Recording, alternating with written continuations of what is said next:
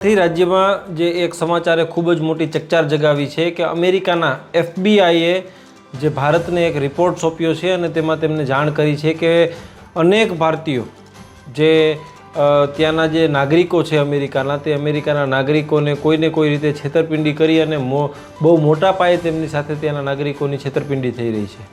તેના આધારે ગઈકાલે જે સીબીઆઈ દ્વારા જે 350 જેટલી જગ્યાઓ પર જે છે તે દરોડા પાડવામાં આવ્યા છે અને જે કોલ સેન્ટરો જે બેફામ ચાલતા હોય અને જે અમેરિકન જે વિદેશી નાગરિકોને જે કોઈને કોઈ અનેક જે લોભામણી જાહેરાતો કે જે લોભામણી લાલચો આપી અને તેમને લૂંટતા હોવાનો જે ઘટસ્ફોટ જે છે તે થયો છે.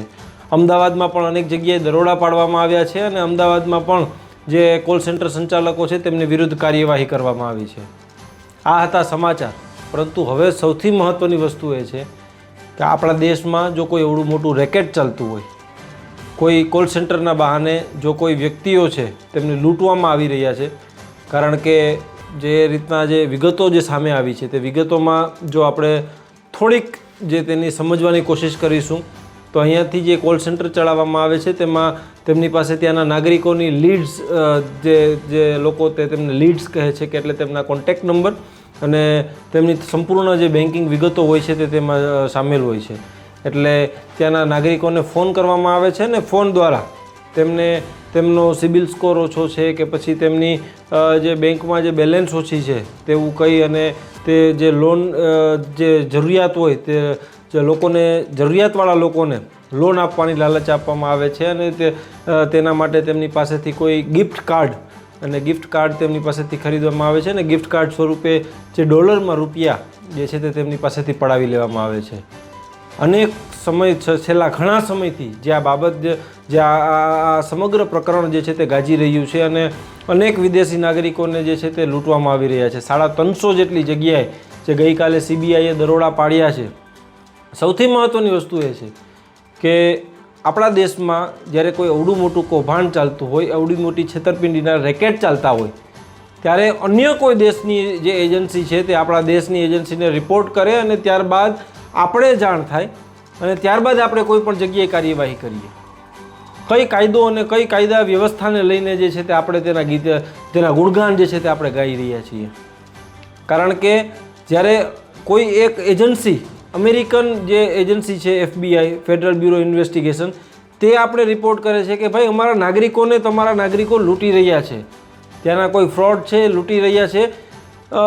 ટેકનિકલ સર્વેલન્સના આધારે એફબીઆઈએ જે અમુક લોકેશનો જે છે તે આપ્યા સીબીઆઈને, ભારત સરકારને, કે આ લોકેશનમાંથી તેમને કોઈ કોલ આવે છે અને તેઓ જે ત્યાં એના નાગરિકોને જે છે તે લૂંટી રહ્યા છે.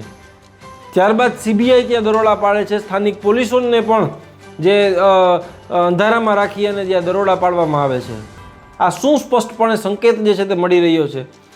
કારણ કે છેલ્લા ઘણા સમયથી જે કોલ સેન્ટરના જે ગોરખ ધંધા ચાલી રહ્યા છે તેના કારણે જે અનેક વિદેશી હોય કે ડોમેસ્ટિક હોય, ખરેખર જે સાયબર જે ક્રાઇમ જે વિભાગ છે તે સાયબર ક્રાઇમ વિભાગ જે શું કામગીરી કરી રહ્યું છે તેના પર અનેક સવાલો જે છે તે ઉઠી રહ્યા છે.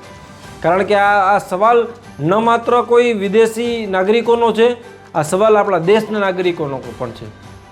અનેક એવા જે કોલ સેન્ટરો ચાલી રહ્યા છે કે જેમાં જે આપણા દેશમાં જે કોઈ રહેતા લોકો હોય તેમને અલગ અલગ વિવિધ જે સ્કીમો આપી અને તેમને લોભામણી જે લાલચો આપી અને તેમના ખાતામાંથી જે સીધા બેલેન્સ જે છે તે ઉડાવી નાખવામાં આવે છે.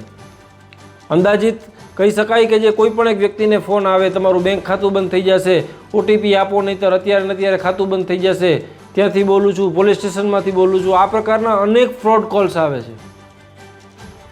આ ટેકનોલોજીની દુનિયામાં સાયબર ક્રાઇમને લગતા જે ગુનાઓ જેનું પ્રમાણ જે દિવસે ને દિવસે જે વધી રહ્યું છે, ત્યારે આ શું સંકેત આપે છે?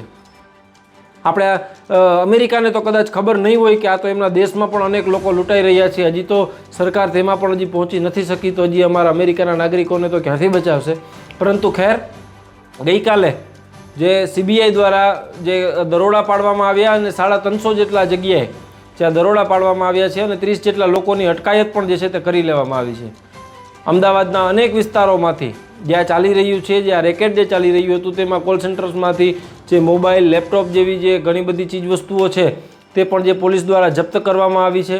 પોલીસ દ્વારા હજુ પણ જે આગળ કાર્યવાહી જે છે તે અત્યારે હાલ હાથ ધરવામાં આવી છે. સૌથી મોટો સવાલ એ છે કે કોઈ પણ પોલીસ સ્ટેશન હોય તેમાં સ્થાનિક પોલીસ શું કામગીરી કરે છે? જો તમારા વિસ્તારમાં કોઈ એવા કામ ધંધા ચાલે છે, એવા કોઈ કોલ સેન્ટર ચાલે છે જેની જાણ અમેરિકાના FBI ને છે અને આપણી સ્થાનિક પોલીસને નથી, આ કામગીરી વિશે શું કહેવું? અમેરિકાથી જો કોઈ એજન્સી આપણે રિપોર્ટ કરે અને ત્યારબાદ CBI દરોડા પાડે ત્યાં સુધી સ્થાનિક પોલીસને ખબર નથી, તો શું કોઈ સાંઠગાંઠ ચાલે છે?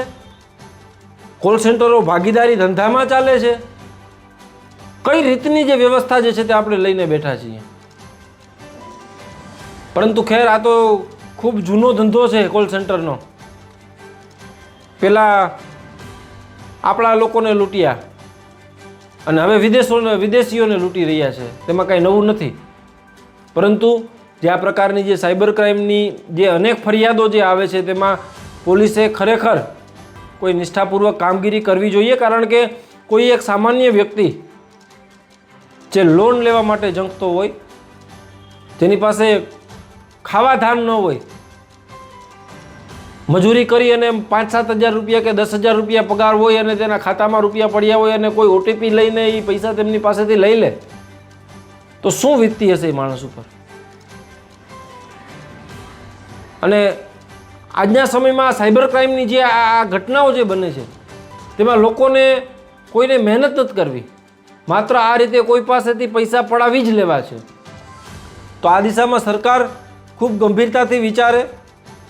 અમેરિકાએ તો હવે કહી જ દીધું છે, પણ અમેરિકામાંથી જે એજન્સીઓએ જે આપણે સરનામા પણ આપી દીધા છે, તો હવે તે સરનામાઓના આધારે, લોકેશનના આધારે આપણે કડક કાર્યવાહી જે સરકાર જે છે તે કરશે અને પોલીસ તંત્ર આગળ ભવિષ્યમાં જે આ પ્રકારની પ્રવૃત્તિ રોકવામાં સફળ થશે તેવી આશા રાખીએ.